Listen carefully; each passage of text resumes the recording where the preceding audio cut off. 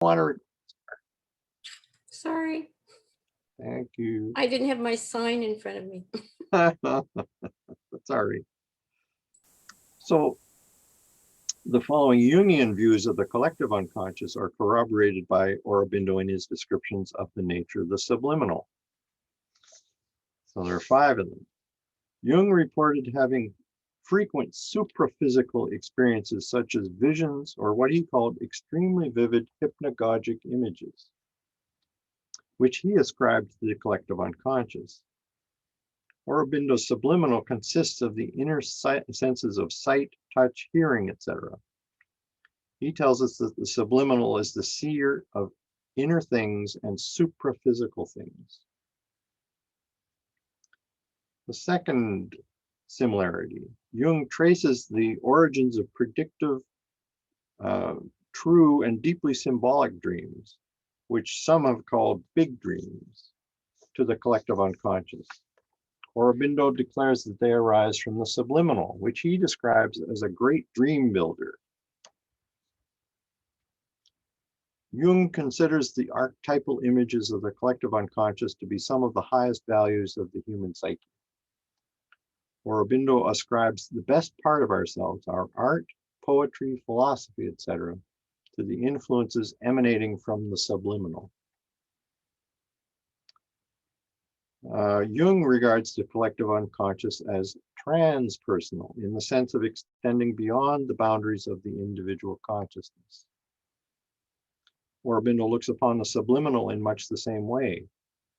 However, Aurobindo considers all parts of the being, and that means the physical, the vital, the mental, the subconscient, the inconscient, and the subliminal, all of those levels, as having both individual and universal dimensions. Finally, Jung's understanding of the term collective refers to what is common to all mankind. Aurobindo, on the other hand, uses the term universal to mean what is common to everything in the universe, including the subhuman kingdoms. So there's a key difference, though, between them. In his conception of the unconscious, Jung does not distinguish, as Aurobindo does, among what is below, behind, and above in relation to the surface consciousness. So the below is the subconscient. What's behind, Aurobindo calls the subliminal, and what's above is the superconscient. So here's A.S. Dalal's summary of Freud's concept of the unconscious when compared with Aurobindo's thought. We come back here. This is number 5. Okay, Lori, how about this one?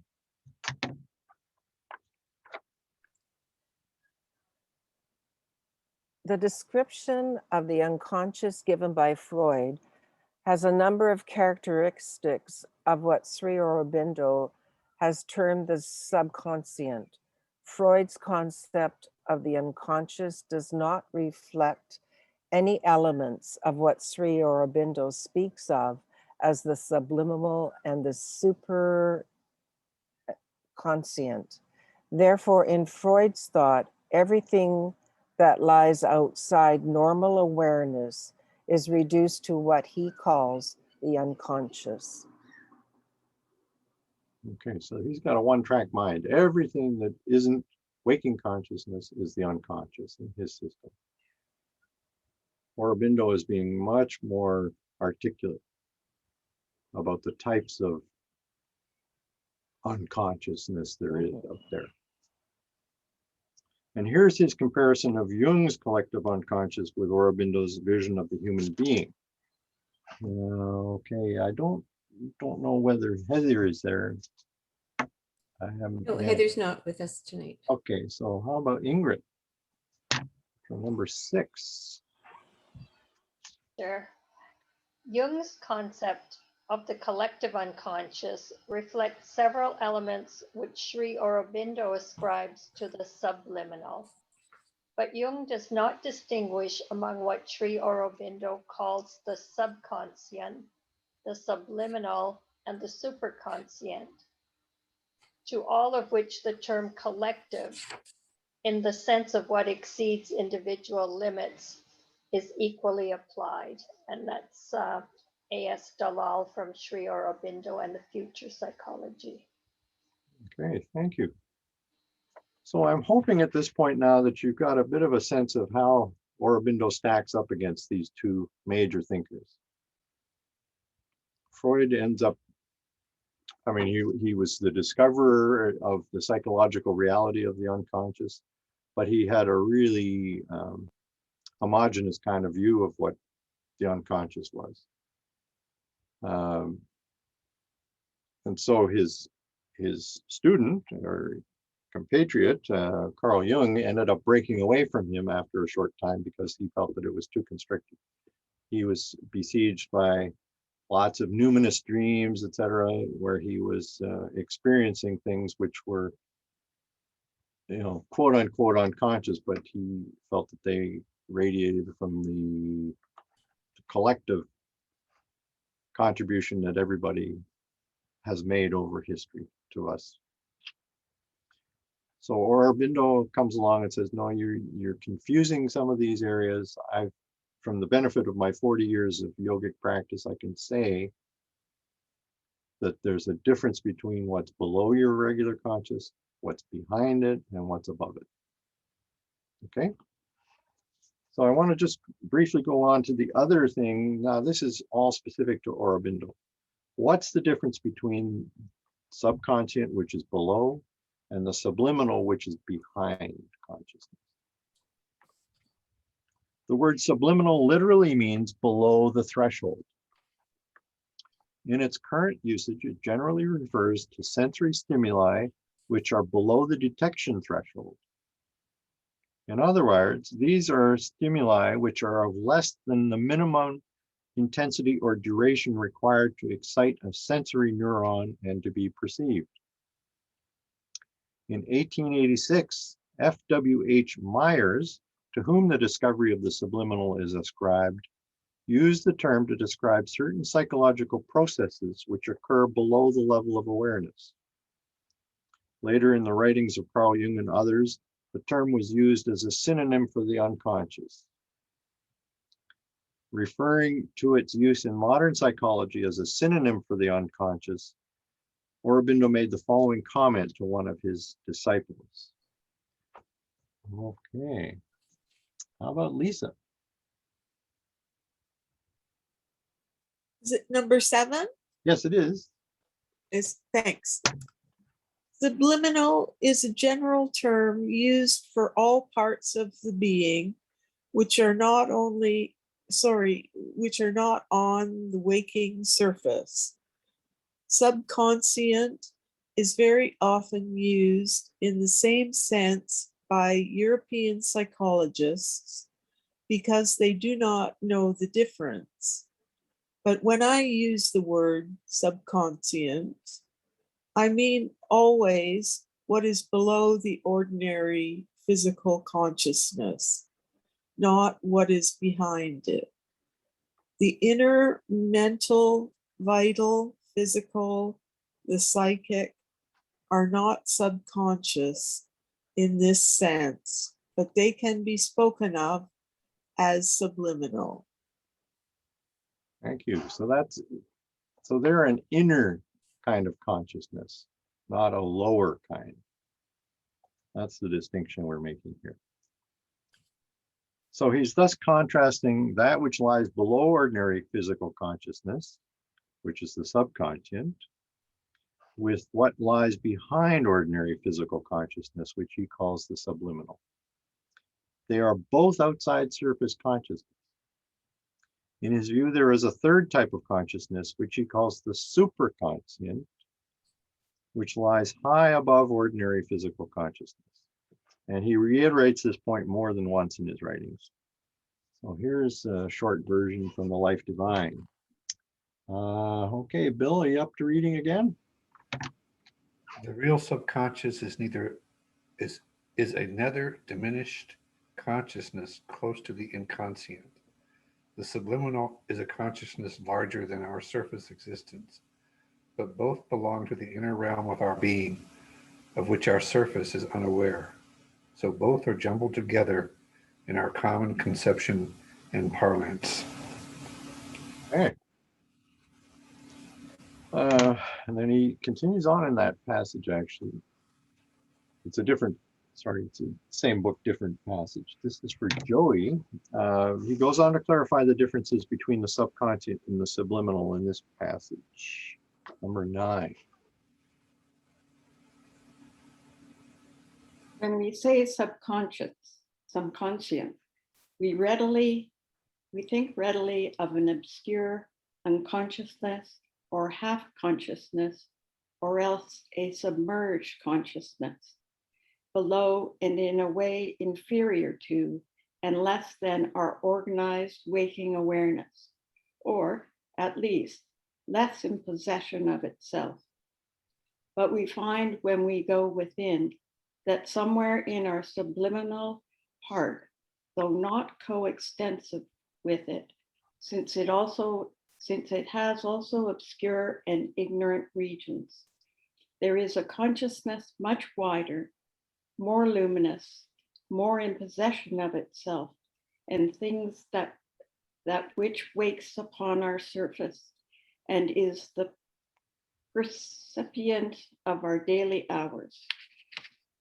That is our inner being, and it is this which we must regard as our subliminal self and set apart the subconscient as an inferior, a lowest occult province of our nature. In the same way, there is a superconscient part of our total existence, in which there is what we discover to be our highest self. And this too, we can set apart as a higher occult province of our nature.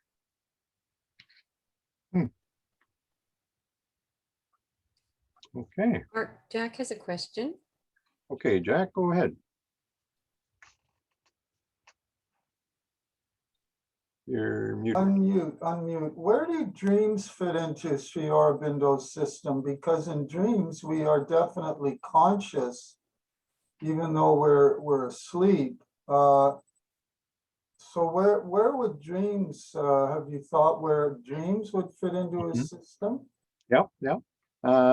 So the common, ordinary, run-of-the-mill dreams, where you're processing things that are occurring to you in your life, he feels are occurring in the subconscient part of you, below consciousness. And they're fragmentary most of the time and don't seem to make a lot of sense particularly.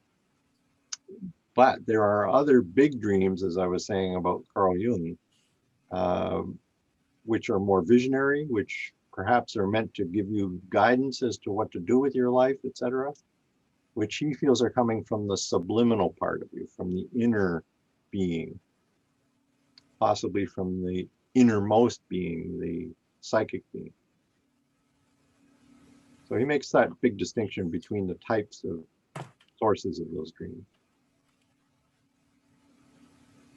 Okay.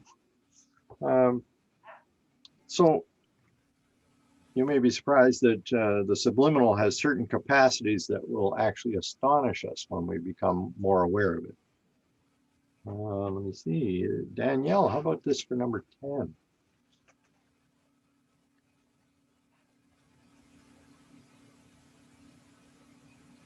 Subliminal self behind our superficial waking mind, not inconscient, but conscient, greater than the waking mind, endowed with surprising faculties and capable of a much surer action and experience, conscient of the superficial mind, though of it the superficial mind is inconscient. That's in the Supramental Manifestation upon Earth by Sri Aurobindo. Thank you. So he's alluding to a lot of things that he will discuss in his letters to his disciples, which we don't have time to go into, unfortunately. We'll touch on some of them as we go, but there's a lot going on in that level of the being. But ordinarily, we don't know anything about the subliminal. The only means available to us to open these vast worlds, according to Aurobindo, is yoga. And Jack, that this particular reading comes to you. It's a nice long one. Unmute. It, the subliminal, is, according to our psychology, pardon me, connected with, whoa, connected with the small outer personality by certain centers of consciousness, i.e. the chakras, of which we become aware by yoga. Only a little of the inner being escapes through these centers into the outer light. But that little is the best part of ourselves and responsible for our art, poetry, philosophy, ideals, religious aspirations, efforts at knowledge and perfection. But the inner centers are, for the most part, closed or asleep. To open them and make them awake and active is one aim of yoga. As they open, the powers and possibilities of the inner being also are aroused in us. We awake first to a larger consciousness and then to a cosmic consciousness. We are no longer little separate personalities with limited lives, but centers of a universal action and in direct contact with cosmic forces.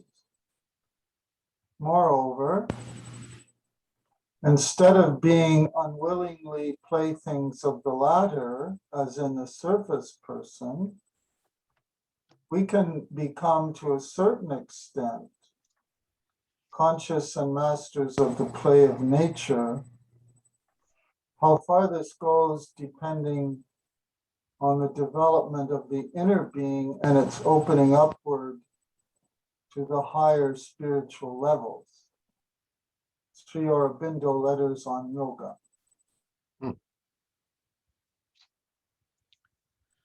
Okay, so I'm hoping now that people have a bit of a better sense as to what he means by all of these versions of consciousness that's different than your surface mind. And with that, we're going to move on. Now, to give you an idea of where we were and now where we're going, if we look at the the outline that I've got going here for tonight's class, we've just covered these first two items, the subconscious versus the subliminal, and the subconscious versus the unconscious. Now we're going to pick up where we left off talking about the inner being, which is that subliminal. And we're going to talk tonight about two things, the dangers of the inner being and something called the three poises of Brahman. Okay, so now we'll go back to readings 6. And it was, I think the next one is number 18 on that, which is what page? Page 4. So, as consciousness moves more and more fully into the inner mental, inner vital, and inner physical levels of being, there comes a heightened danger. The liberation of abnormal or supernormal powers of knowledge, action, or experience, the limits of which are too wide to be easily fixed, may be mistaken for an influx of spiritual revelations, inspirations, and intuitions. But such mistakes can be deadly, depending on what advice they're giving you. And I think Shoghi Painter made much the same point, that you have to be very careful about inspirations that occur to you. They don't necessarily come from a friendly place. Okay, so let's see. How about Peter Manier for number 18?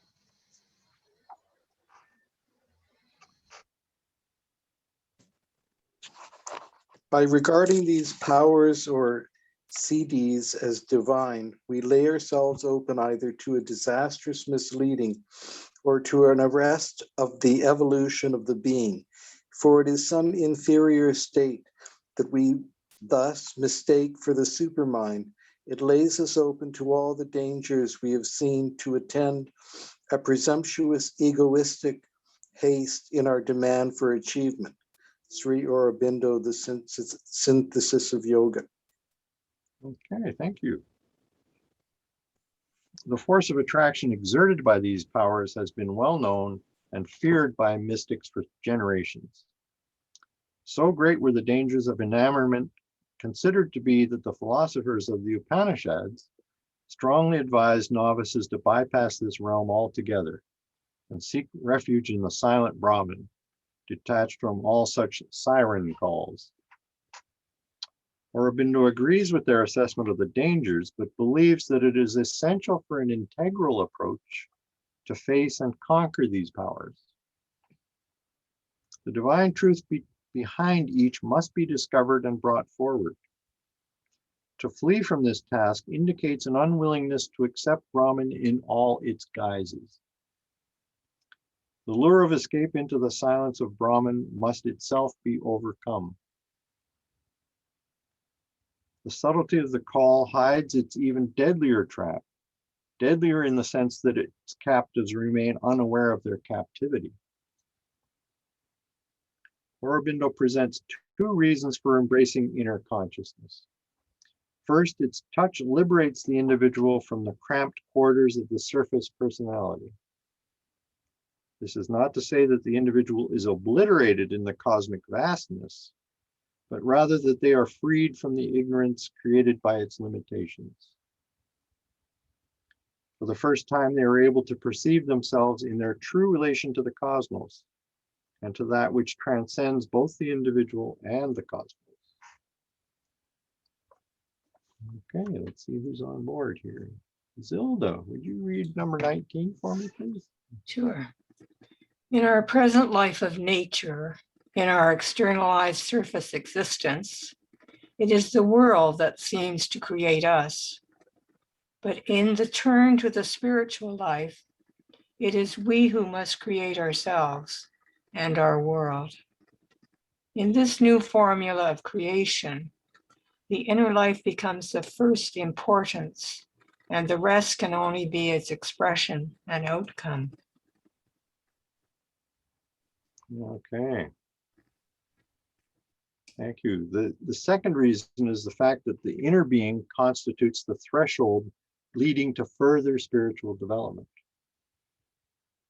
The individual's consciousness must first be attuned to the cosmic dimension with its widened perspective before it may perceive the ultra subtle levels of reality within. The psyche or soul, for example, would remain forever unattainable without such prior inner experience. Mark, Hangame. before you go on, Mark, Jack has raised his hand. Okay, Jack, what's up? Okay, Mark, I wanted to give an example, a personal example, not coming from me, but from someone I know, of the dangers of not knowing what's happening to you when these spiritual powers awaken. Mhm. George Kokich, who founded Spiritual Frontiers Canada, in his spiritual transformation, he had no interest whatsoever in the spiritual realm. And unbeknownst to him, he started to have what's called in Hinduism the Kundalini experience. Now, Kundalini is a type of energy that's supposed to be located at the base of the spine. Mhm. And people who experience Kundalini yoga, they have two reactions, either bliss or it's like you're on a bad drug trip. And that's what happened to George. He didn't have a clue. He was getting all of this awakening, and it wasn't until later that he understood that he was having a Kundalini experience. So I guess sometimes it's good to have, for some of these things, the guidance of of a guru because he didn't know what was happening to him and he thought he was having a psychotic breakdown. And in fact, he did have kind of one, but he recovered from that. So that's just an example of maybe an example of what Sri Aurobindo's talking about when we're not fully conscious of where these subliminal energies are coming from. It can be like kind of like an electrical surcharge that burns out the grid. Mhm. Yeah, you're dead on, Jack. This is exactly one of the experiences that he's referring to. Yeah. Okay, so I think we're going to have Hangame read number 20 for us. For sure. The more we open inwards, live inwards, receive from within, the more we draw away from subjection to our inconscient origin and move towards all which is now superconscient to our ignorance.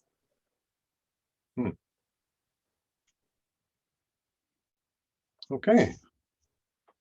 So now I want to switch to the second topic, which I'm calling the 3 poises of Brahman. So the main problem with the surface personality is that it admits no real permanence. Is Sylvia online tonight? No, Sylvie's not here tonight. Okay, too bad. Mary, do you feel like reading tonight?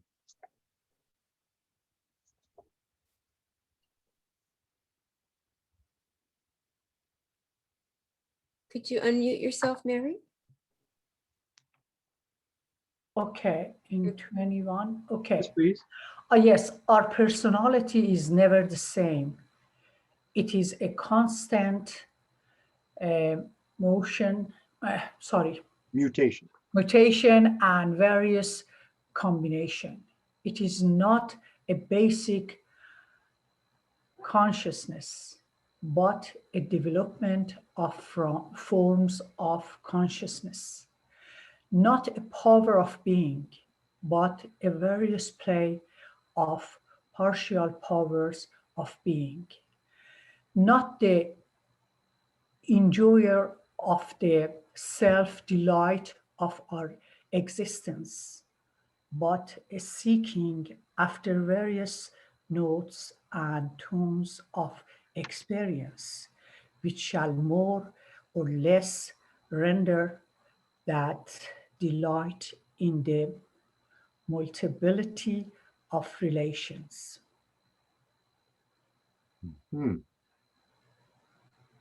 Thank you. You're very welcome. The same transitory nature marks the inner being, in spite of its grander proportions. Now, if these 2 levels were the sum of mankind's being, all visions of immortality would be callous fantasies. However, Aurobindo assures us that such is not the case. For lying quietly behind the inner being, behind the heart, as he puts it, to emphasize its distinction from the seat of the higher emotions, stands something he calls the inmost being, or the psyche, corresponding to the more common term soul. The inmost being is the immortal part of the individual. It is what's called a delegate from Purusha, which is one of the 3 poises of Brahman. The other 2 are the transcendent Brahman, Atman, and the cosmic Brahman, Ishvara. So I'm going to focus tonight just on the individual and cosmic poises. So what am I talking about? Here's a diagram I created to try and give you an idea. So here in the middle of it, we have on the left, the transcendent side of Brahman. There's a cosmic dimension in the middle, and on the right is the individual manifestation of Brahman. Okay.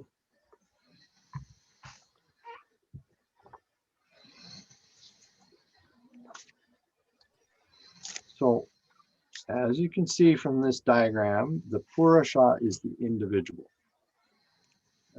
sorry, I can't point on here. There may be tools actually. Let me see. This Purusha right there is the individual dimension of the manifestation of the unknown, of the unknowable. The cosmic phase is known as Ishvara,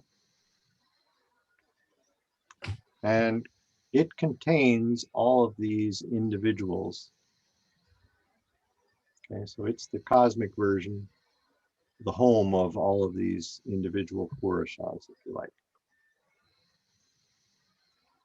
So it's sometimes called the supreme conscious being or the supreme person. So each of these multitude of little individual Purushas is an individual center of divine consciousness. So it's manifesting Sat Chit Ananda to the best of its ability. And it's an increasing ability over time.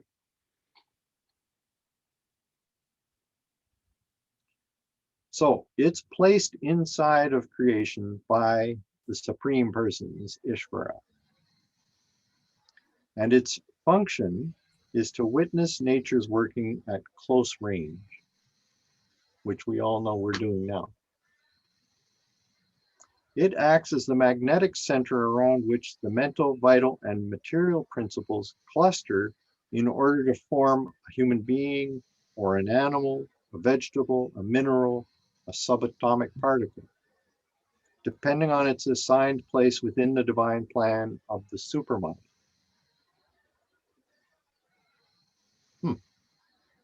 So the Purusha has been conceptualized by people such as the Gnostics of the Christian tradition as the divine spark.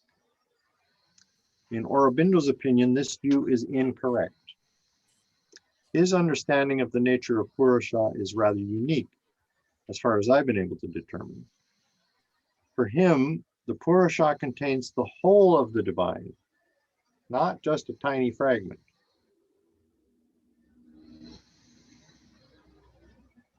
The entirety of Sat Chit Ananda is telescoped or funneled, as it were, into each of these millions and millions of individual Purushas.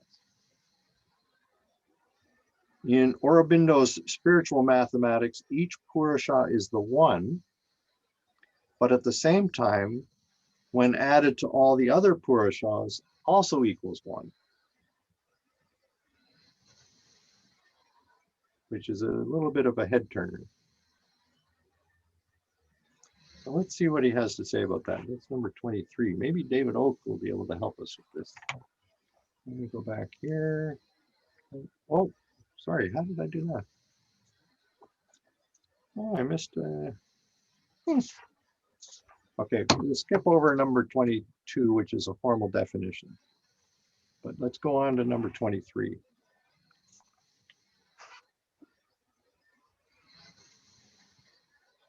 Are you there, David?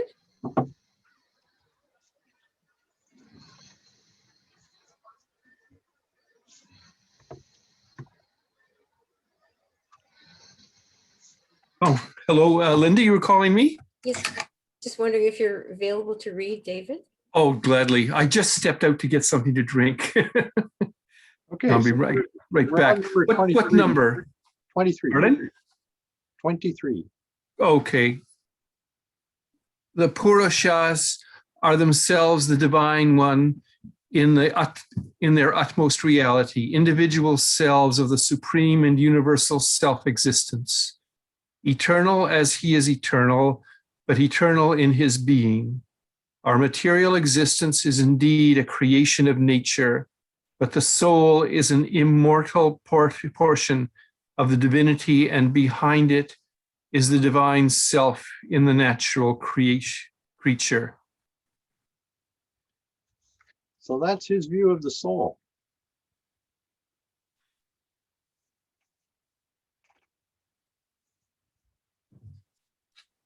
It's immortal. It's a portion of the divinity. Mm-hmm. And it has the divine self. It's an expression of the divine self in nature.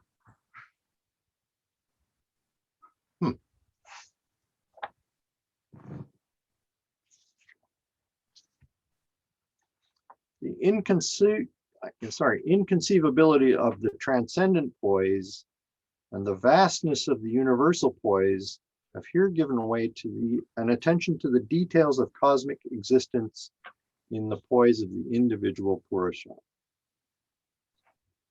While still maintaining full and intimate communication with its other two poises, Satchidananda here engages in observation of the interaction of its own myriad forms and powers as they express themselves in the world of creation.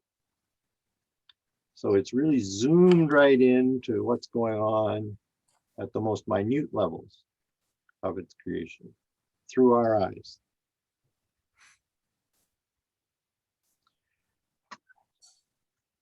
In Purusha, Satchidananda is provided with a vantage point from which to witness the farthest extensions of its self-exploration.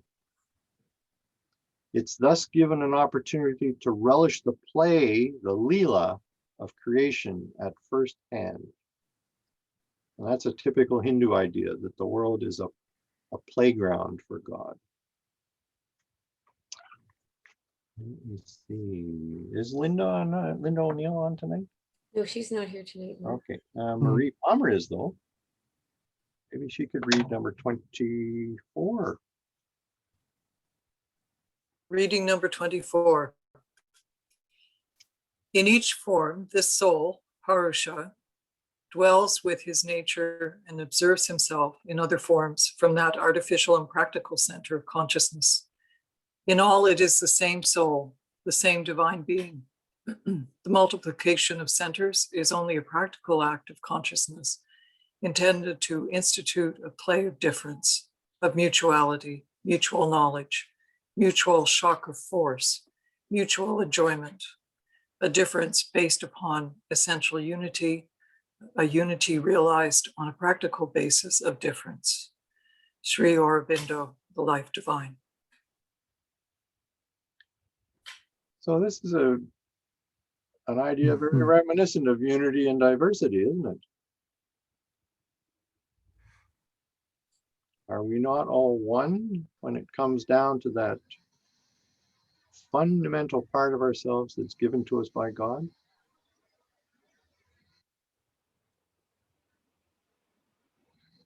There's a chat. What's this?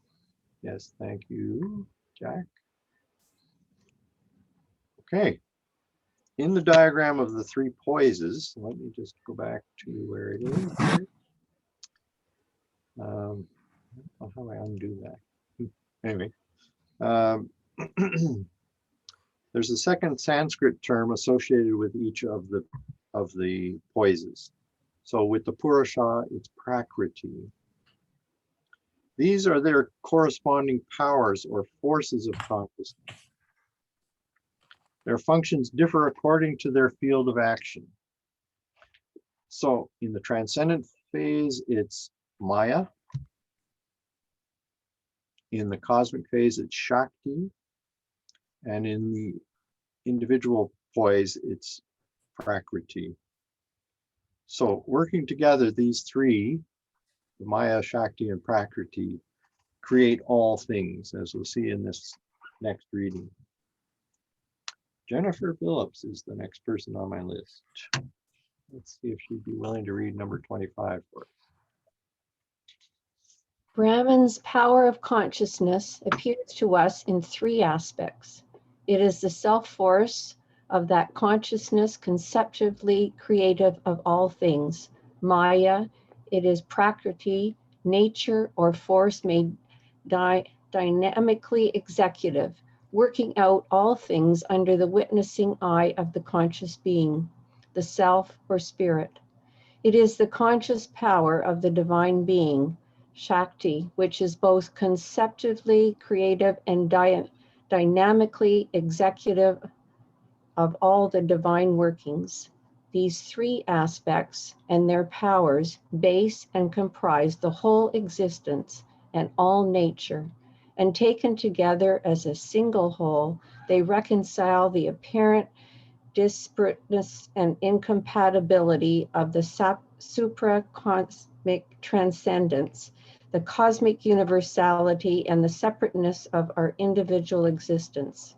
The absolute cosmic nature and ourselves are linked in oneness by this triune aspect of the one reality. Sri Aurobindo, the life divine.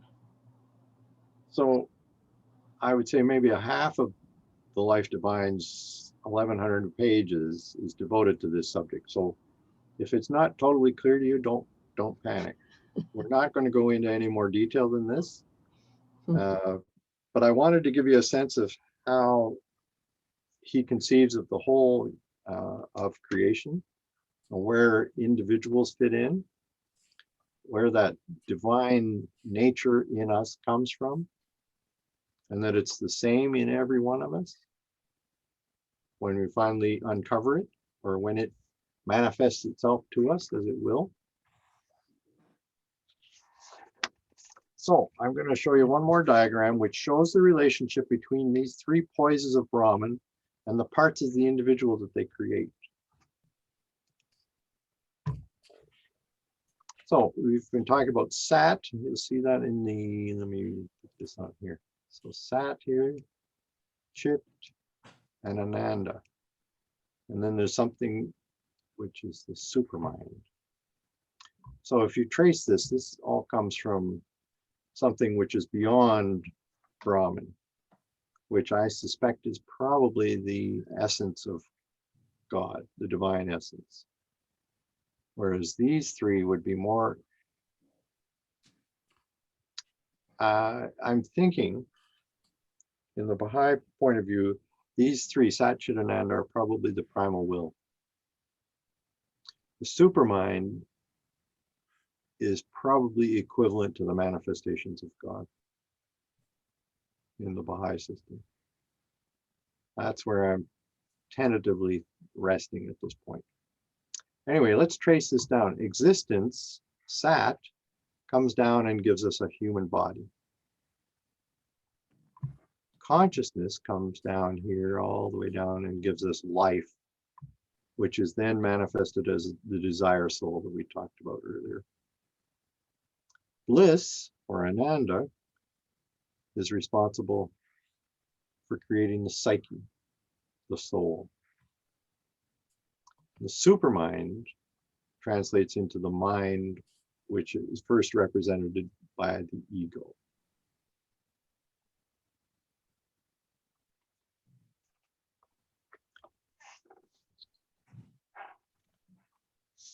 So let me just finish off. I've got one more quote to bring off, and then we can talk about this diagram, or whatever you want to talk about. In spite of these three poises and their associated powers, Aurobindo says that we must always remember that these are different movements, all initiated by a single absolute reality, Brahman. In this case, I'm calling it Para-Brahman, following something he said in the Life Divine. So the last reading goes to, different page. Oh, how about Harold Rosen? I haven't heard from Harold tonight. Yeah, thank you. I can't see the reading right now. Oh, okay, thank you. No problem. In considering the action of the infinite, that one? That's the one.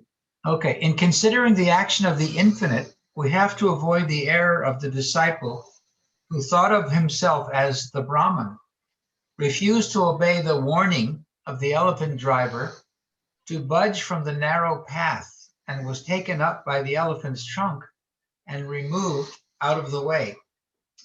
You are no doubt the Brahman, said the master to his bewildered disciple, but why did you not obey the driver, Brahman, and get out of the path of the elephant, Brahman?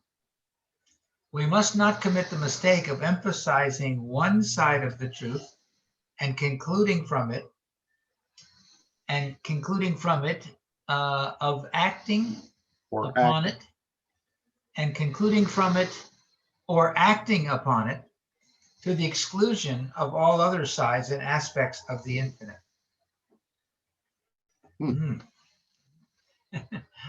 Anyway, And where did I get all the, oh, I know what happened. I forgot to delete these from a previous set of readings. Okay. Sorry. Yeah, that's the end of our presentation here tonight. Now, I want to open it up and see what you have to say to me about this. Questions, answers, comments. Belinda has her hand up. Okay, Belinda, let's hear it. Well, this last reading about the elephant Mhm. reminded me of the famous story about the 6 blind men and the elephant. When they each one described the elephant in terms of what he himself was touching, the tail or the leg or the tusk or the, and that represents the different sides of an experience or of a thing, and excluding the others. Absolutely When you right. put them all together. So I don't think it's any accident that the story here involves an elephant. Yeah, probably not. Thank you. That was pretty cool. Now, let me stop sharing so I can see people's faces again. Ah, there they are. Okay. Whew. Mark, I put a simpler explanation in the chat. Maybe it's an oversimplification of the difference between. You want to read that out, Jack? Okay, this is me. I'm trying to put it a little bit in Western terms. Prakriti is the basic spiritual or cosmic nature, or if you like, substance, so to speak. And Purusha is the spirit or energy, soul that governs this divine nature. Prakriti points to divine existence and Purusha to the workings or actions of that divine nature. Do you think that's distorting Sri Aurobindo's thought there, Mark? No, no, I don't think so. I think he's quite traditional about that, about those terms. What would you agree I'm looking at it correctly? Have I missed something there? Let me just look again.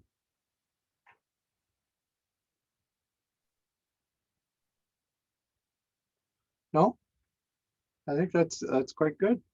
Okay, thank you.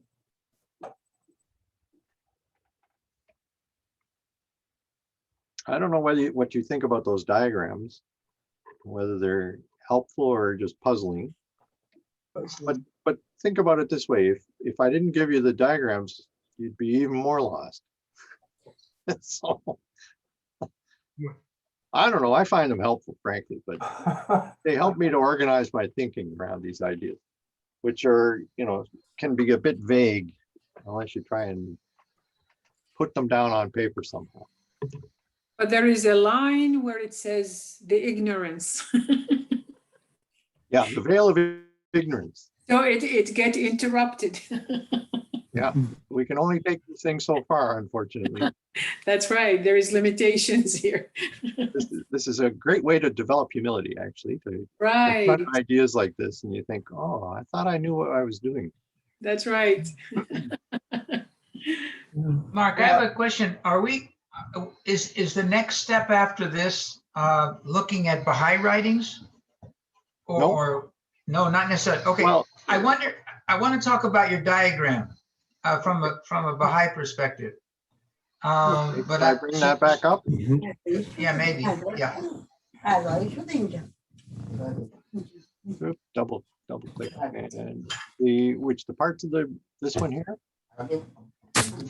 The 3 poises, you had Satchit, Ananda, and Supermind. Yeah, okay, so this is this one here. Yeah. Because right now I'm just looking at the readings. All I see is the readings. Okay. Oh, really? Yeah, maybe I'm the only one, but I'm stuck on the readings. That's weird. Why is it not? Is anybody seeing the diagram? I see the diagram, but you saw the readings for a second. Yeah, the diagram. Yes, we see that. Yeah, I see the diagram. I see the diagram. Okay, everyone sees it but me. All right, let me ask anyway. I think, Mark, you were saying Sat, Chit, and Ananda, or let's see, reality, consciousness, and joy or Yeah. bliss. Those three together were something like the will of God. And then you said the supermind would be the manifestation. What confuses me about that is I understand that above this, the will of God would be the essence of God, which is not anything we can understand. That's The right. manifestation, in a sense, is below the will of God and has access to the will of God, in my understanding of the 5 levels. So anyway, yeah, I don't know how well that squares with Baha'i levels of reality. The manifestation has access to the will of God and the Holy Spirit and the Word, but it's not identical to it. It's below it. And then above the spiritual realm or the heavenly realm or what we call malakut. So the manifestation level is Jabarut, the 3rd one down from Hahut, or the unknowable essence. Mm-hmm. Anyway, the supermind to me sounds like another aspect, the highest aspect of the primal will, but not yet identical with the absolute essence. But anyway, we'd have to look at, various diagrams. We'd have to superimpose several diagrams to sort some of this out. Yeah. We'd almost have to have one of those, magnet boards that they have in kindergarten, where you have all these concepts and you have to look at which ones are equivalent, which ones are higher, which ones are lower. For sure. Right? But anyway, so I'm just trying to play with your diagram, and to me it looked like supermind would not be the manifestation, but the highest level of primal will. But the manifestation would have access to that, would be able to reveal that to us to some degree. Well, anyway, you said you wanted a discussion, so this is my attempt to discuss your chart. Yeah. This was just a sort of a first pass at the subject of how do the worlds of Aurobindo and the Baha'i faith relate to each other, which we're going to focus on July 21st. And so I've just finished writing that part. And the jury is still out in terms of all the details, but I've got a pretty good sense of how some of Aurobindo matches the Baha'i writings. So we're going to actually try and find compatibility between Abdu'l-Baha and his stages of the soul and compare them to Aurobindo's system. But it's a big task, and it's not one that I feel like I've mastered yet. Okay, but I want to comment again. See, there's 3 things you're comparing then. One is these 5 levels. Jack had this in his article, the prolegomena to any future Baha'i theology or something like that. Okay, so those 5 levels, starting with Hahut at the top and Nasut at the bottom, have to be in the discussion. And then all those levels of the soul that Abdu'l-Baha talked about in the Tablet of Rum, they have to be part of the discussion. And then all of these levels of consciousness and Satchidananda and whatever might be above it has to be part of the discussion. To do any comparing, we need a very complex chart. Anyway, I'm just thinking on my feet. If we're going to try to cross-reference these things, you've got to make a very big chart, or with 3 skinny columns that show all of these levels of interpretation. The thing is, Mark, and also the friends, is that what makes this so difficult, and I've made this comment before, and Harold, I don't know if you can correlate these 2 systems exactly. That may not work out entirely, but I'm not trying to correlate them exactly. I'm trying to show where they overlap and where they differ. Right. Okay. Well, that's a good point. Now, here's the thing. Because the Hindus and also the Buddhists have been doing this inner work for thousands of years, okay, they have mapped out the inner world to a much greater extent that we find in Western mysticism. Mm-hmm. And the Sanskrit language contributes to this because I understand that in Sanskrit you can create all kinds of intricate terminologies and so on. So that the Hindus have done that. So whereas in Western mysticism, we would just make general comments about things or rough categorization of things. And this is when Sri Aurobindo made all these distinctions, finding fault with Freud and even to Jung to some extent, he was being a real Hindu. In other words, he was starting to make all of these fine distinctions in the inner world, which generally speaking, Western psychology and mysticism just don't have the vocabulary for. Yeah. And, you know, anybody who's studied Hinduism, even superficially, you know, as I did at university and so on, you bump up against this right away. They've got a very complex vocabulary about this inner world, much more complex than the Western mystics do. So I think, Mark, I'm just pointing out one of the difficulties in studying this whole inner world, because it's based on yoga, which is based on the big trip inward. It's like exploring a whole inner continent and naming the parts, you know? And it gets to be quite complex. And that's what we see in Sri Aurobindo's analysis of this inner world. And we haven't even got to the superconscious yet. I see Bill's got his hand up there. So we've been looking at like these multiple liminals, some of which we're aware of and some of which are fuzzy and some of which we're totally unaware of. And also parts of the individuals that your chart laid out, again, some of which we're aware of and some of which not so much. And it occurred to me that the nature of things seems to always have an explanation and a justification.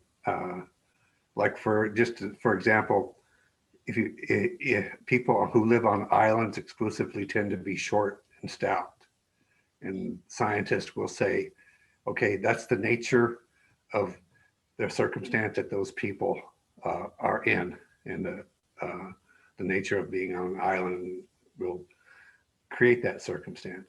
So what I'm kind of interested in knowing is this level of awareness that we don't have of all of these aspects of who we are. What would be the purpose of that? Of that characteristic? What would be an explanation for why that would be the way things are, as opposed to, you know, I mean, I see that we're exploring beyond essentially what we're given in nature. I'm just wondering what would be the purpose of not knowing this, of not having this these levels available to us? What's the benefit of things being the way they are, and what is the benefit of seeking awareness of more than the way things are?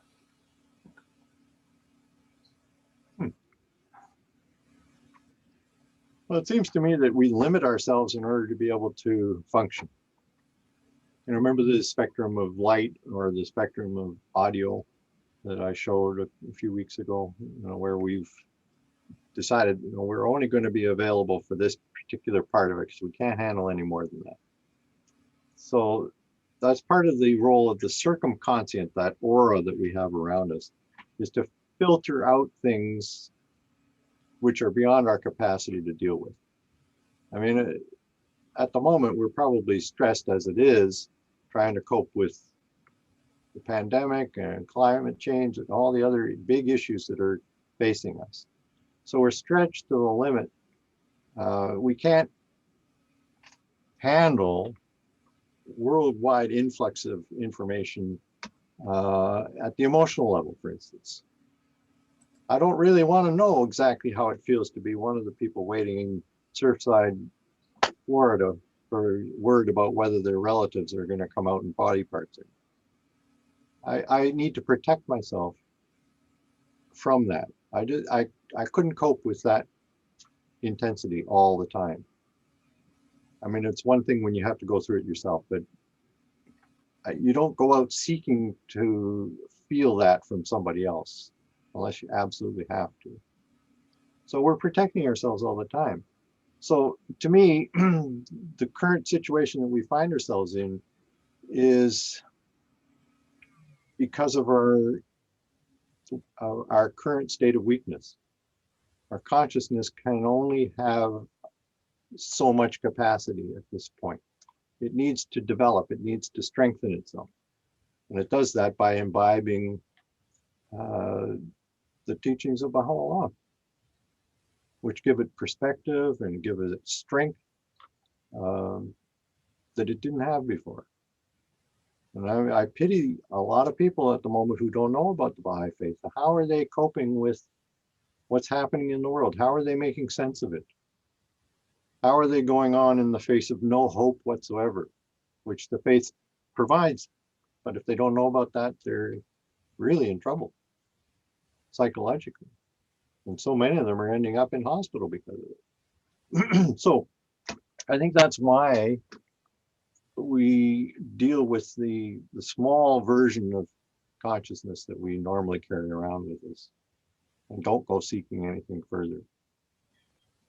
But one of the reasons we're looking for it is because Baha'u'llah says it's time to look inward, time to open the inner eyes. Mark, David has his hand up. Yeah, please. David Erickson. Yeah.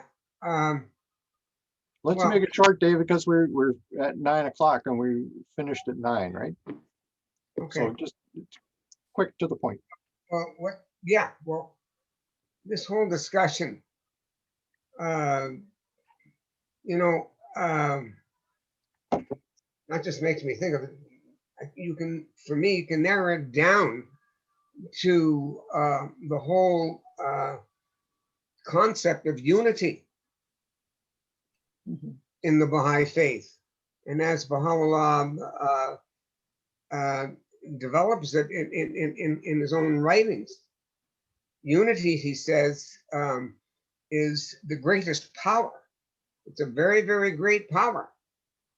And so that unity is something that has many, many, many layers. And so I relate that in a way to what Aurobindo was talking about. In the Seven Valleys, as you know, the fourth valley, if I've got that right, is the Valley of Unity. Right. And that it's right smack in the middle, geometry. It's smack in the middle of the Seven Valleys. And it's the longest valley. So that I think this is extremely important, so that if we understand and practice unity in many of its dimensions, and there are many dimensions, you also touch all the other valleys, So, I just wanted to mention that. I think it's very, very important. And as you're talking, David, it makes me think of the psychic being that Aurobindo is talking about. And the point that he was making is that that's where we find out that dimension of ourselves is one with all the other human beings on the face of the planet. Yeah, and what makes it so important is, because this was mentioned earlier, the necessity of limitation. We are all limited no matter what, but the greater significance of what I'm trying to express relates to limitation. If we didn't have limitation, we wouldn't know anything. Okay, so and Baha'u'llah refers to this limitation with regard to the rational soul. And it's very important, he says, to recognize what our limitations really are, things that we will never understand. So I'm imposing a limit now by saying that we're over our time. I had said that we would finish at 9 o'clock. And everybody cheered for that. So tonight, let's shut it down. Not me, not me. Not me, let's keep going. Yeah. Okay, so good night, I everybody. know it was. Good night, thank Night. you. Enjoyed it. Right. Thanks, Linda. Thank you, Mary. Okay. Bye. Thank you.